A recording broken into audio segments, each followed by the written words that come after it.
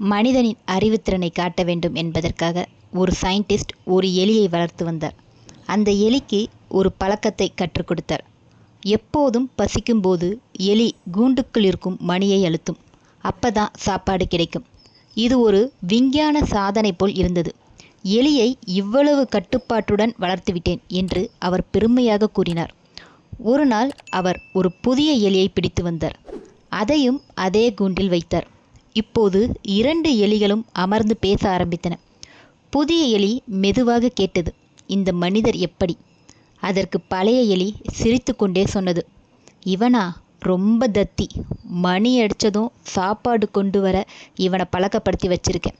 முதல்ல எதுவும் புரியாமல் பாவம் நிறைய கஷ்டப்பட்டான். இப்போதான் ஒரு வழியாக பழகி வரான். இந்த கதையில் சிரிப்பு மட்டும் இல்லை, ஒரு முக்கியமான உண்மை இருக்குது.